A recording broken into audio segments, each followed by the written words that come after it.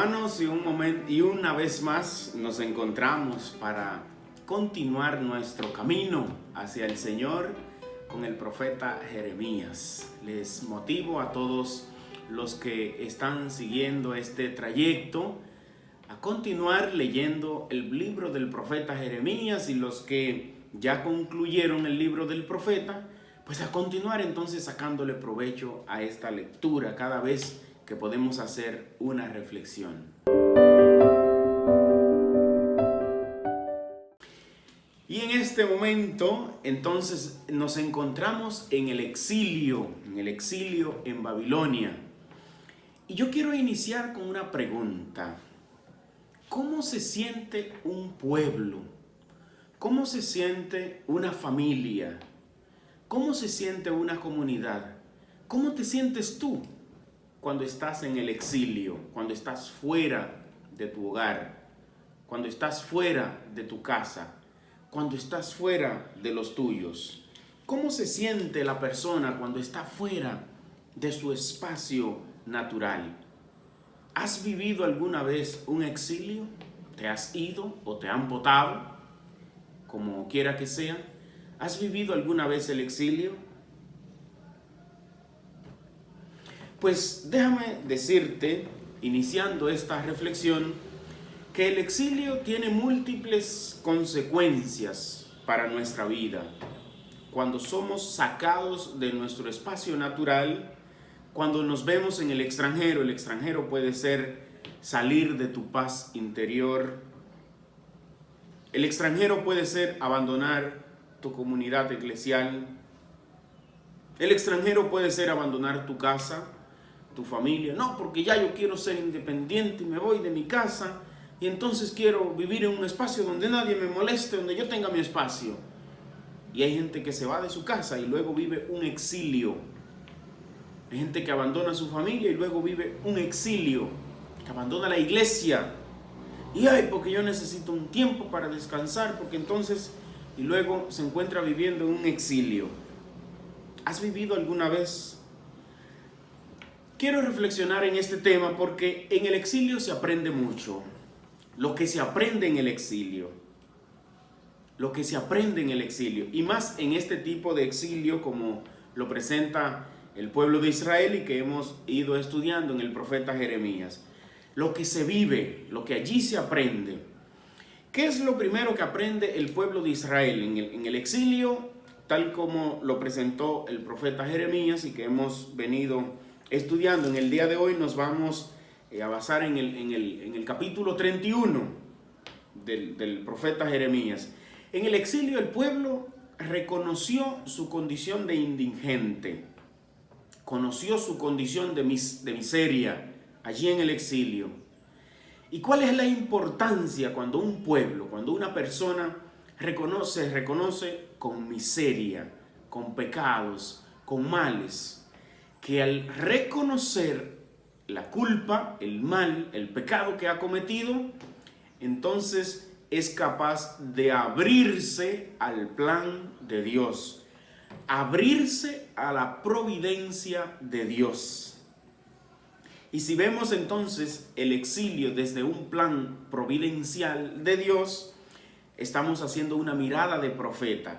Porque ¿qué es la providencia divina? La providencia divina yo la relaciono como esa acción de Dios que está moviendo unas fichas para que al final se cumpla su plan en nosotros. Ya reconocemos atributos divinos como es la misericordia de Dios que está perdonando constantemente nuestro pasado. La providencia divina está preparando y realizando constantemente nuestro futuro. Y entonces nosotros tenemos el presente para que tomemos buenas decisiones. En el caso del pueblo, en este momento, no tomó buenas decisiones, pero el Señor sabe sacar cosas buenas de nuestras actitudes malas. La providencia divina se manifiesta cuando reconocemos nuestra condición de miseria, nuestros males, de indigencia.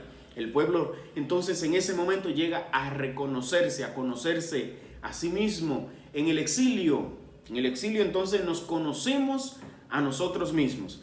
Si se dan cuenta, va a haber una gran relación entre el exilio y el desierto. El pueblo que caminó, fue sacado de la esclavitud y caminó durante tanto tiempo en el desierto. En el desierto se conocieron a sí mismos. Allí pasaron muchas calamidades, pasaron hambres, pero el Señor entonces proveyó el alimento que necesitaban.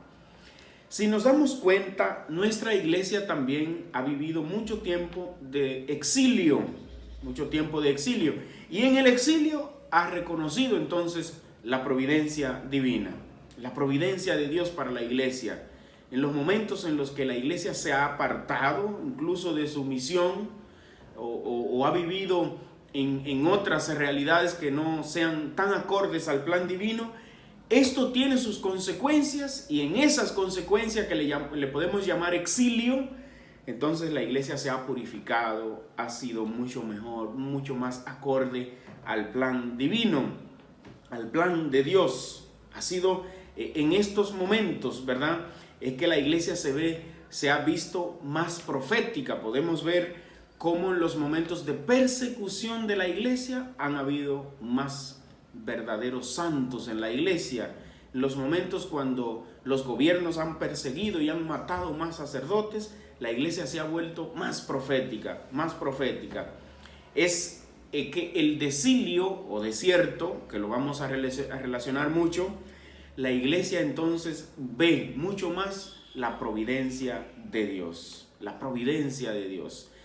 Es importante que cuando hablamos de esta palabra, del exilio, nosotros vayamos analizando esas veces que por nuestros males nos hemos ido al exilio. El culmen del mal es lo que el Antiguo Testamento le llama ira de Dios, que este tema no lo podemos dejar pasar por alto. Hay que hablar de la ira de Dios, pero entendiéndolo bien. Por favor, no entender la ira de Dios como unas emociones, como que Dios se emociona y entonces reacciona. No, en el lenguaje bíblico se habla de la ira de Dios para simbolizar ese momento de la consecuencia del pecado, cuando ya nosotros hemos ido acumulando tanto pecado, y al final eso tiene unas consecuencias desastrosas, en lo que la Biblia le llama la ira de Dios, la ira de Dios. Pues es importante nosotros ver los peligros del paraíso. Los peligros del paraíso. El pueblo, mientras estuvo en la abundancia, mucha comida, mucha prosperidad, muchos bienes. Si analizamos, por ejemplo, los años antes del pueblo ir al desierto, al exilio, vivió entonces una época de monarquía unida, los tres grandes reyes de Israel. El pueblo se corrompió mucho. Luego se divide el reino en el reino del norte, Israel, y el reino del sur, Judá. El pueblo entonces estaba viviendo una época de prosperidad, pero totalmente pervertida, y los reyes también se pervirtieron. Y los profetas y los sacerdotes, ya veíamos en otros de los videos en cuanto a este profeta Jeremías. Entonces, hay un peligro del paraíso. Y vamos a ver. Del paraíso fueron expulsados Adán y Eva. Adán y Eva fueron expulsados del paraíso. Pero quedó allí la serpiente. La serpiente quedó en el paraíso. Quedó allí, fue a tentarlos y ellos fueron expulsados, pero la serpiente quedó allí. ¿Qué sucede? Que cada vez que nosotros intentamos crear un paraíso en la tierra, vivir muy acomodados en un paraíso, entonces nos encontramos con la serpiente, porque esta en el paraíso encuentra muchos espacios donde esconderse. Sin embargo, en el desierto, en el exilio, la serpiente tiene que salir. Y cuando la serpiente sale a la luz, se debilita y muere. Cuando la serpiente sale a la luz, se debilita y muere, cosa muy importante. Por eso, cuando Dios le dice a Moisés, levanta una serpiente en un estandarte, la serpiente inmediatamente es levantada a la luz y que todos puedan mirarla, entonces empieza a morir. Eso es lo que pasa con el pecado. Mientras tenemos el pecado escondido, acechando, el pecado se va robusteciendo en nuestra vida. Pero cuando somos capaces de levantarlo y sacarlo a la luz, entonces ese pecado inmediatamente se debilita y muere. Y muere.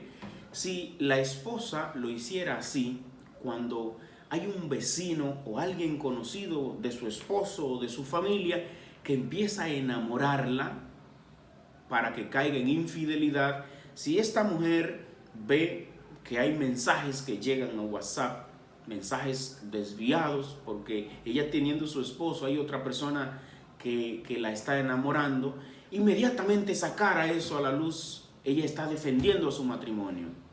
Pero si lo deja escondido, entonces eso que empieza con un hola, con un cómo estás, con un te quiero, con cosas sencillísimas, entonces luego se va convirtiendo en un monstruo infranqueable con el que luego no podrá lidiar y es posible que desbarate el matrimonio. Porque la serpiente acecha en lo escondido. Pero si somos capaces de vivir un desierto, un exilio y sacarla a la luz, entonces el pecado se debilita. Pues cada vez, repito la idea, cada vez que nosotros hemos creado paraísos en la tierra, y esta es una idea muy arraigada en la espiritualidad de la iglesia, en los padres espirituales y que abrazaron la pobreza, y ellos vieron que en la abundancia, en las riquezas, en la opulencia, entonces estaba muy presente la serpiente, el pecado, muy presente. El Papa Francisco le ha dicho a las comunidades religiosas que los peores tiempos de la vida religiosa han sido los tiempos de abundancia, los tiempos de prosperidad, y los mejores tiempos para el crecimiento espiritual han sido los momentos de escasez, los momentos de indigencia, los momentos donde no nos acomodamos, ¿verdad?, en una opulencia, en un paraíso, en confort, en buena vida que nos podamos dar aquí en la tierra.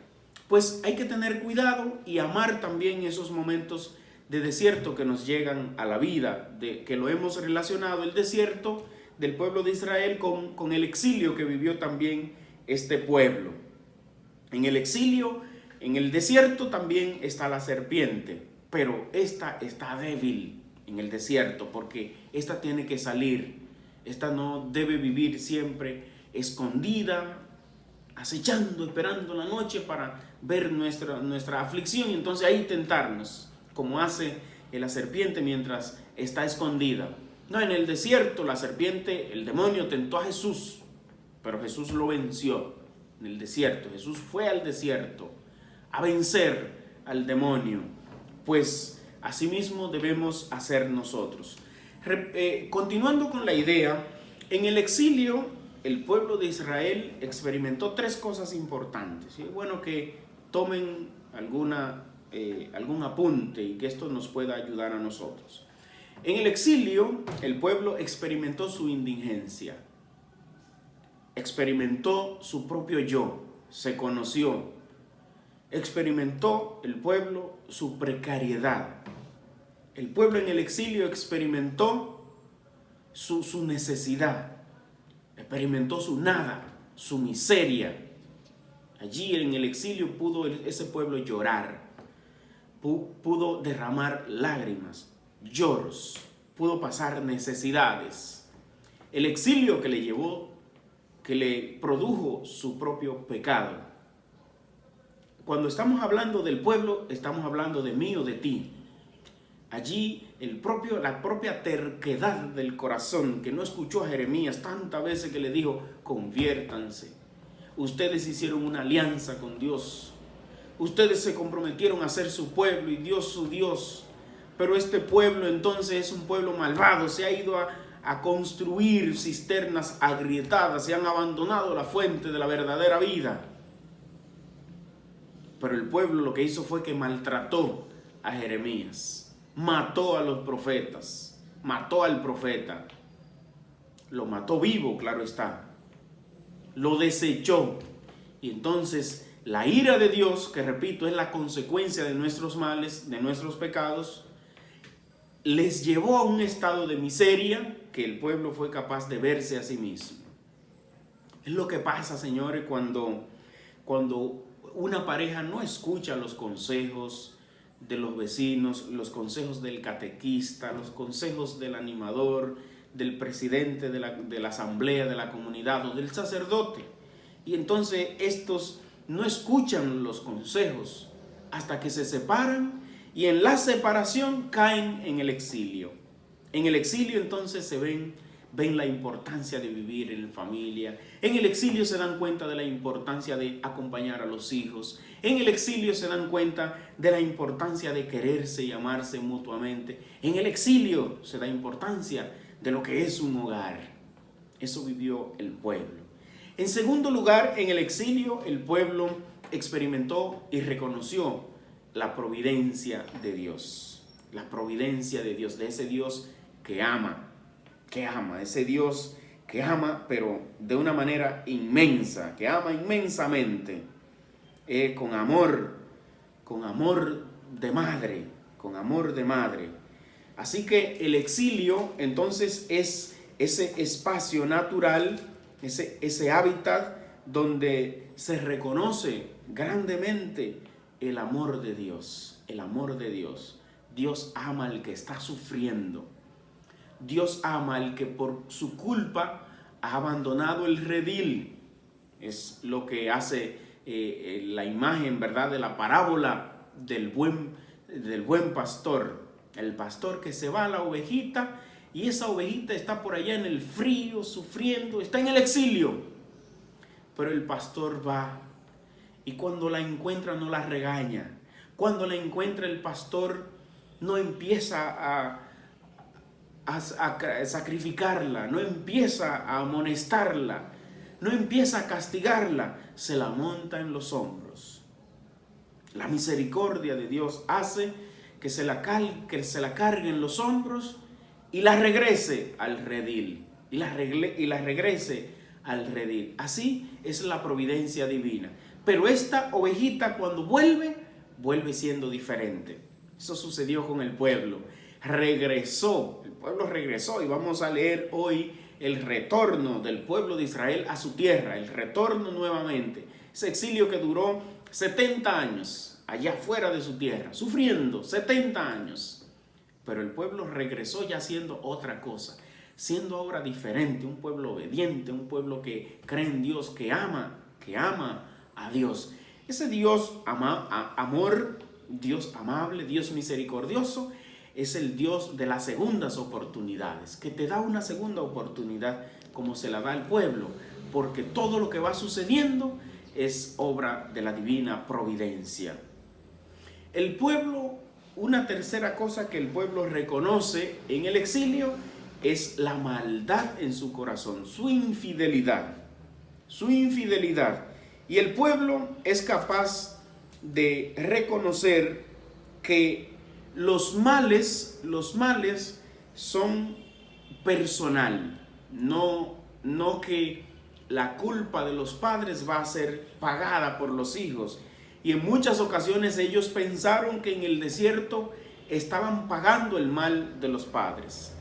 Y la providencia divina, el amor de Dios, les hizo reconocer que no, que el mal es personal.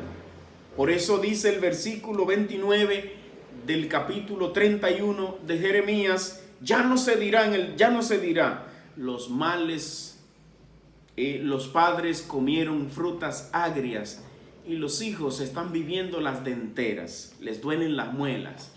No, ya no se dirá así, porque ahora el que muere, morirá por su culpa.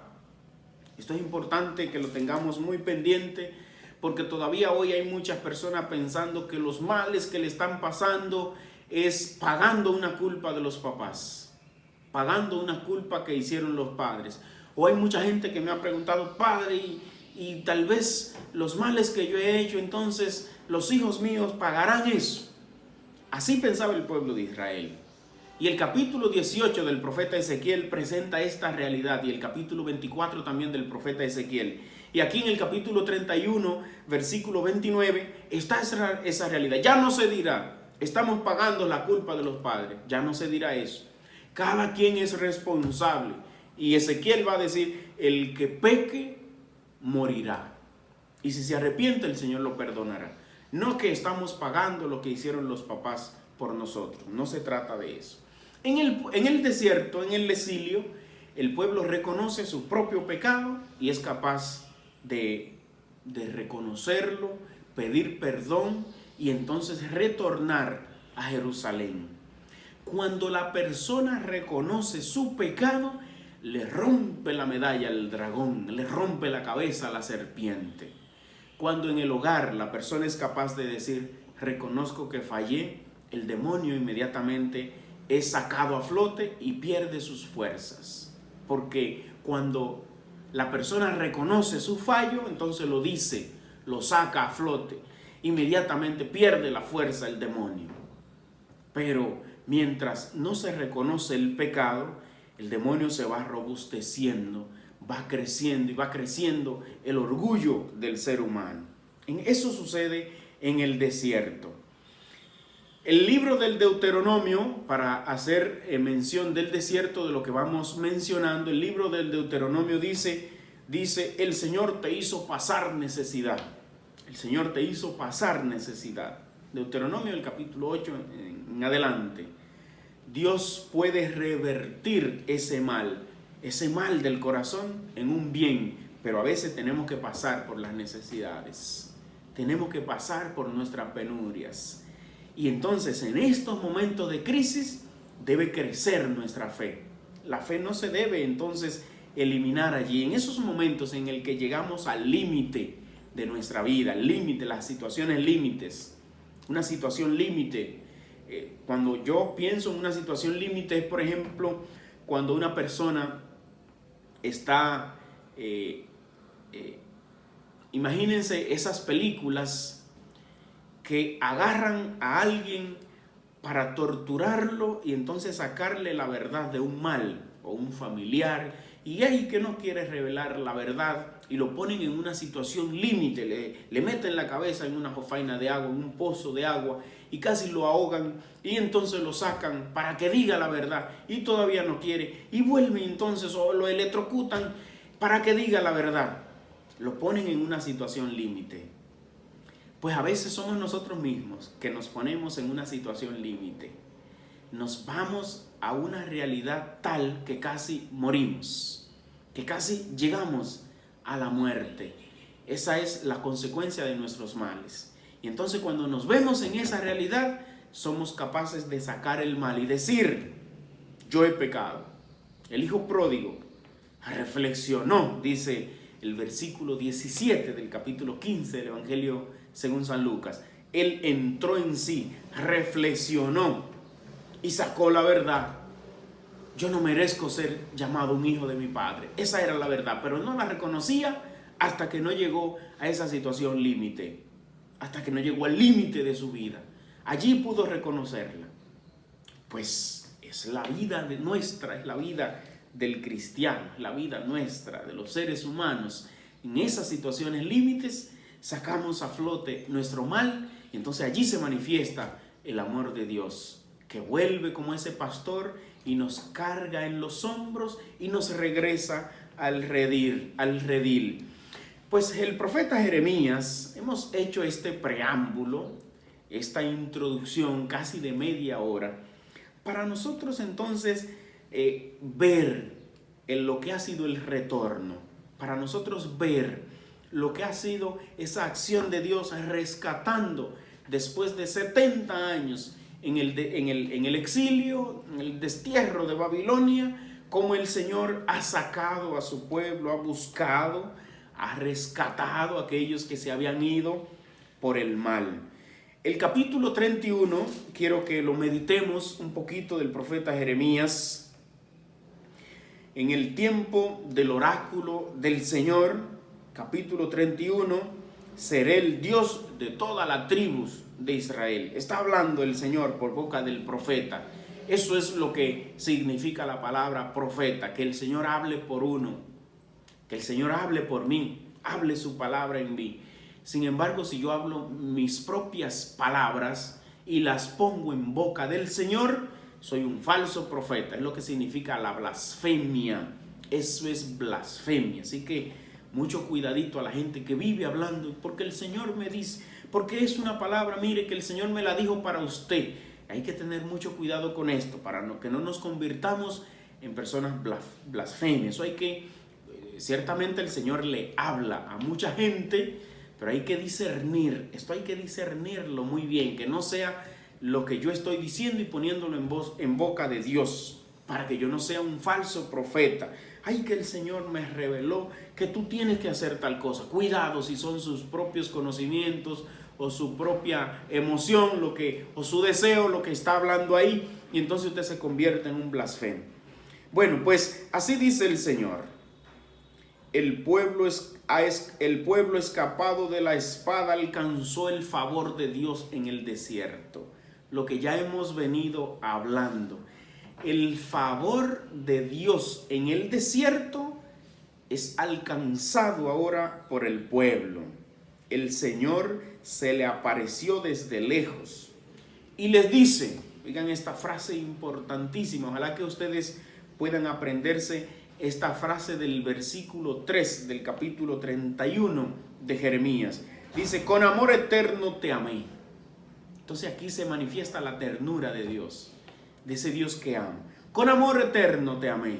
Aunque el pueblo estaba en desgracia, aunque el pueblo estaba roto, aunque el pueblo se volvió terco, el Señor dice, con amor eterno te amé. Con amor eterno te amé. Con la eternidad del amor. Y por eso prolongué mi lealtad.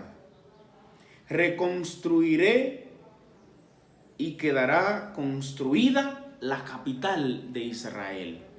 El Señor es capaz de reconstruir lo que nosotros mismos desbaratamos, dejamos caer. Encontrarte ha sido mi mayor acierto. A Jeremías, déjala caer delante de los sacerdotes, delante de los profetas. Seguirte ha sido mi mejor elección. O el ejemplo del alfarero. El Señor entonces va moldeando por amor, por amor. Ese amor de Dios es manifestado entonces en el exilio, en el exilio. Así que si estás viviendo un exilio, abre los ojos, abre los oídos para que pueda experimentar la grandeza del amor de Dios.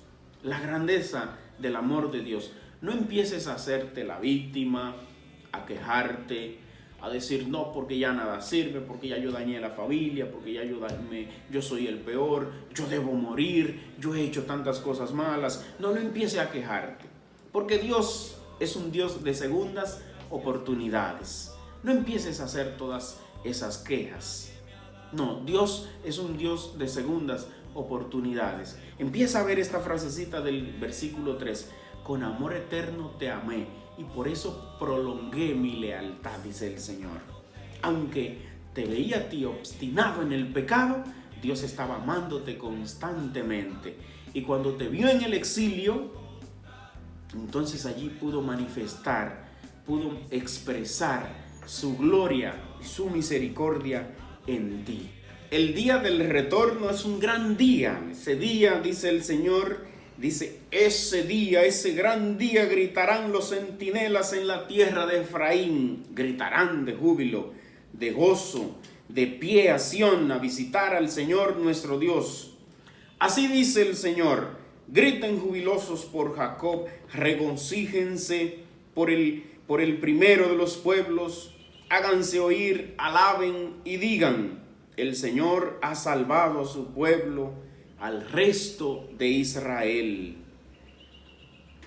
Y es hermoso cuando uno lee, por ejemplo, uno ora con los salmos de esta época, los salmos que ha inspirado el Señor al pueblo en esta época de alegría. Por ejemplo, el Salmo 125, cuando dice, cuando el Señor cambió la suerte de Sión, o sea, el retorno, nos parecía soñar, parecía que estábamos en un sueño, nuestra boca se nos llenaba de risa y la lengua de cantares. Dice, hasta los gentiles decían, el Señor ha estado grande con nosotros y estamos alegres. Hasta los gentiles se daban cuenta que el Señor ha estado grande con nosotros.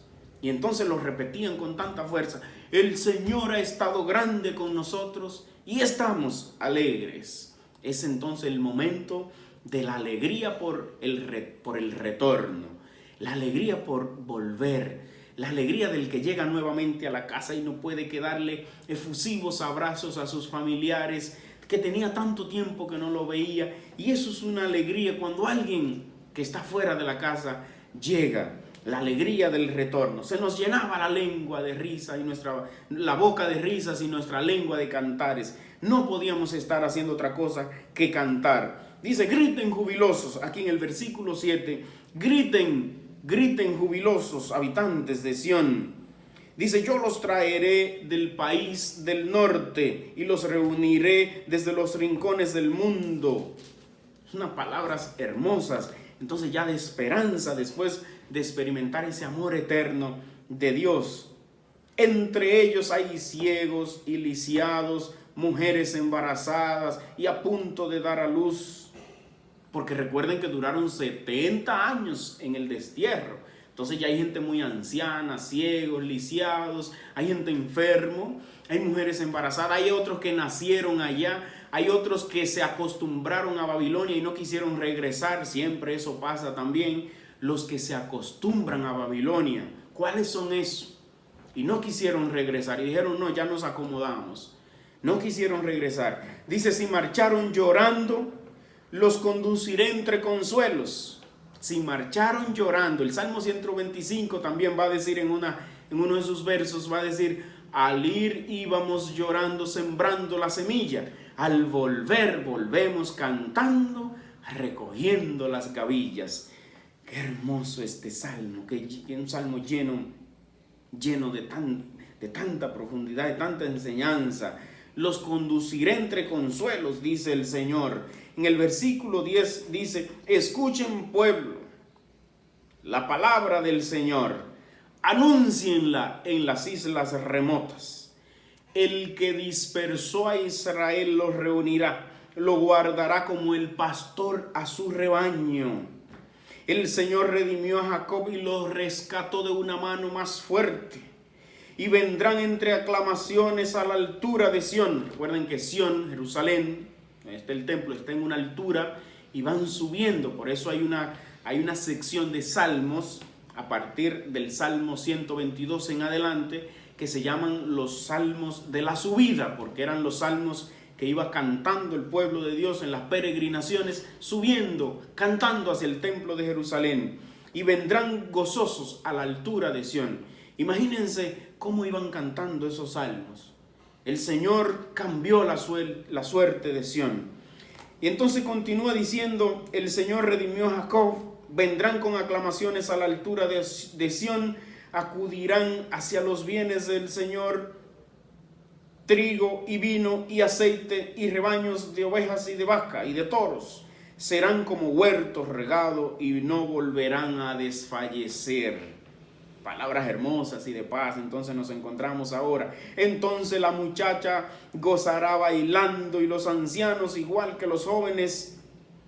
Convertiré su tristeza en gozo, los consolaré y aliviaré sus penas. Alimentaré a los sacerdotes con manjares sustanciosos y mi pueblo se saciará de mis bienes. ¡Wow! ¡Qué palabra más linda! De un pueblo que ya ha experimentado el destierro, ha experimentado a Babilonia, pero que ahora es rescatado por el Señor.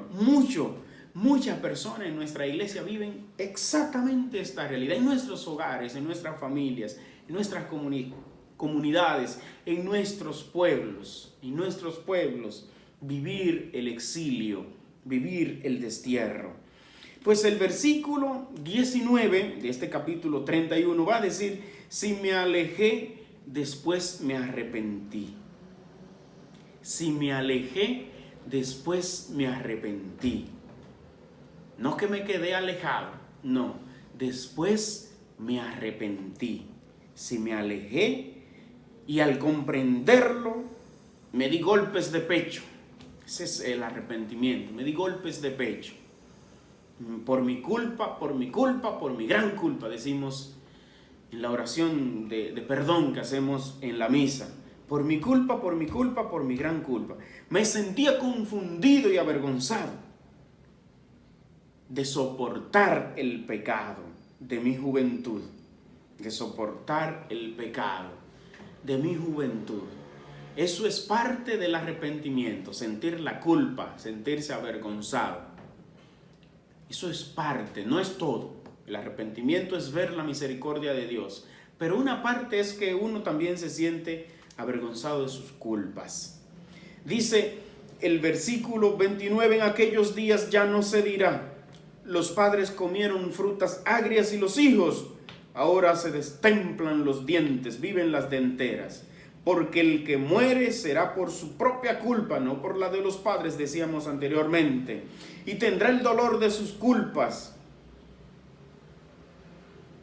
Y vendrá el dolor a sus muelas el que coma frutas agrias, frutas agraces. No es la culpa de los papás, recuerden esto. El versículo 33 me encanta, porque entonces aquí habla de una profecía.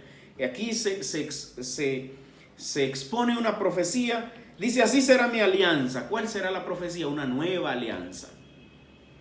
Ya el Señor ha hecho muchas alianzas, pero aquí se habla de una nueva alianza. Entonces este pueblo, se va a hablar también de un nuevo pueblo de Dios, que será la iglesia. Esa nueva alianza ya será sellada con Jesucristo.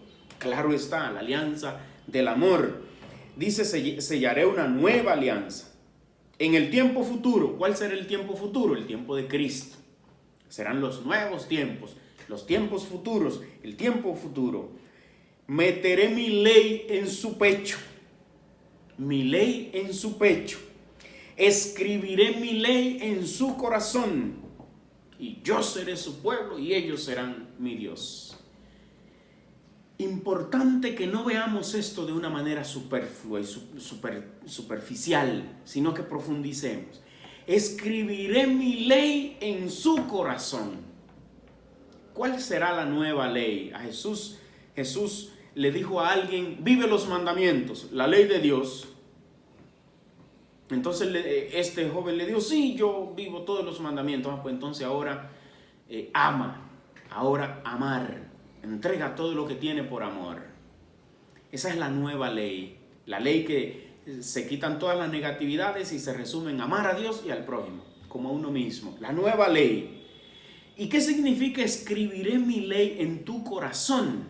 Porque la antigua ley estaba escrita en 2 tablas, en 2 piedras. Ahora el Señor habla de una profecía futura con que esa ley va a ser escrita en el corazón, no ahora en piedra, sino en el corazón. Y esto es tan hermoso porque el capítulo 8 del Evangelio de Juan encontramos a Jesús que le llevan una mujer adúltera y entonces esta mujer debía morir apedreada, como lo contemplaban muy bien las prescripciones judías. El que se ha encontrado en flagrante adulterio debe morir apedreado. El que viole esa ley será muerto por las piedras en las que la ley está escrita. Pero ahora encontramos en este texto del capítulo 8 a Jesús que se baja a escribir en el polvo, en la tierra. Se baja a escribir. Y entonces se incorpora, le dice el que esté libre de pecado que tire la primera piedra, que la mate. Y vuelve y sigue escribiendo en el suelo. Se vuelve y se cuelga a la tierra a escribir. Y luego le pregunta, mujer, ¿y dónde están los que te quieren apedrear? No, todos se han ido, Señor. Pues yo tampoco te apedreo, yo te perdono. Es la nueva ley del perdón, del amor. ¿Qué es lo que el Señor está escribiendo en el suelo? Que mucha gente y muchos teólogos, mucha gente se pregunta, ¿y qué será lo que el Señor escribía ahí en la tierra? Pues estaba escribiendo la ley del amor, la nueva ley, la nueva alianza, que es la ley del amor, la ley que perdona al que ha vivido en el exilio, en el destierro. está escribiendo esa ley, no en piedra, sino en el polvo. ¿Qué significa el polvo en la Biblia? Del polvo vienes y al polvo volverás, dice el libro del Génesis. Entonces el polvo, nosotros somos hechos de polvo. Él escribiendo en la tierra, está escribiendo la ley en nuestros corazones. Está cumpliendo la profecía del versículo 33 del profeta Jeremías. Jesús está cumpliendo esa profecía con un gesto, pero también con un hecho de amor, perdonando a esta mujer. Y entonces el profeta Ezequiel en el capítulo 36 va a decir: y voy a arrancar de ustedes ese corazón de piedra y les voy a dar un corazón de carne, y voy a rociar un agua pura sobre este pueblo que les va a purificar y va a quitar todas sus inmundicias y todas sus idolatrías. Esa nueva ley de Cristo es infundida entonces y es cumplida esta profecía del versículo 33 de Jeremías. Jesús se bajó a la tierra 2 veces a escribir, porque fueron 2 piedras de la ley que le fueron entregadas a Moisés en el libro del Éxodo, capítulo 20. Fueron 2 veces que el Señor se incorporó también para preguntar y se bajó a escribir en la tierra. Cumplió esta profecía. Ya no es la ley de la piedra.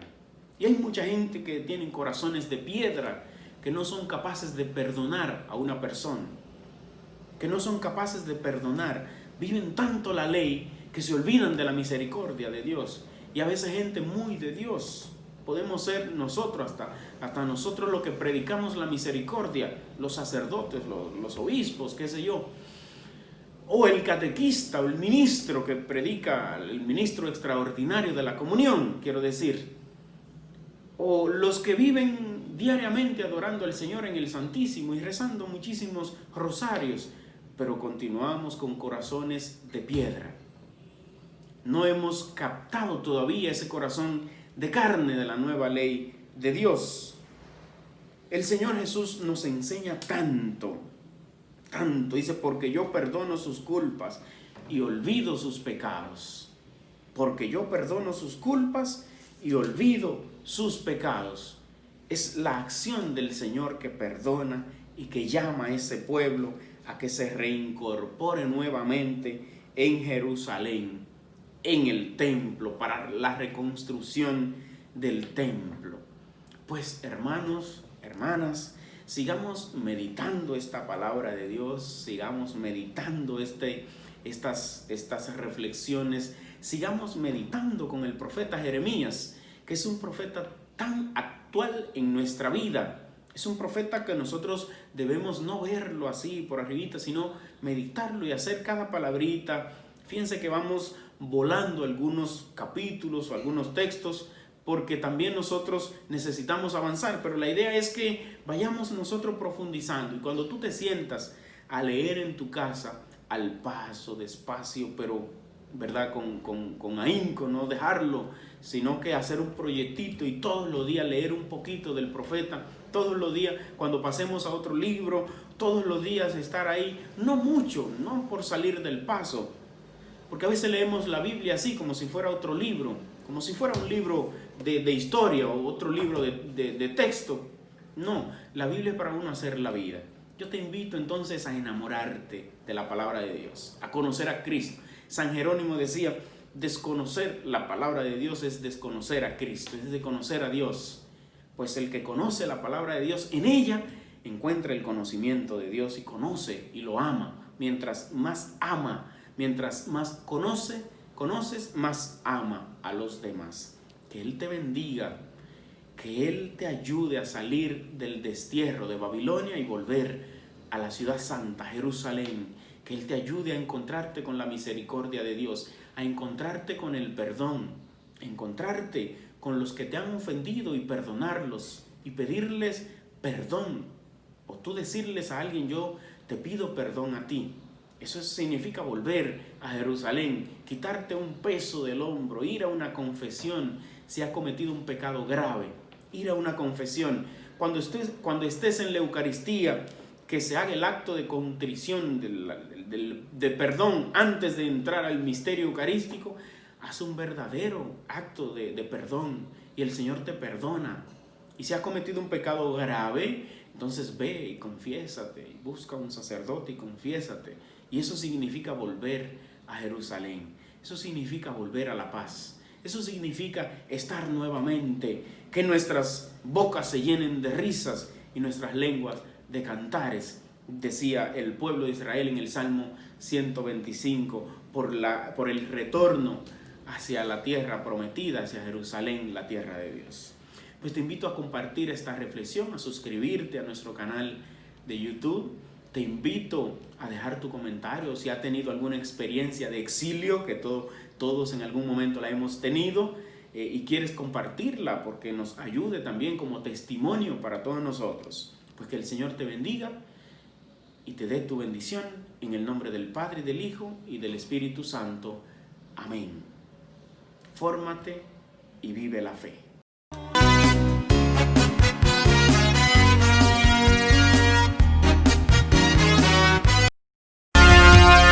Sé que no tengo las fuerzas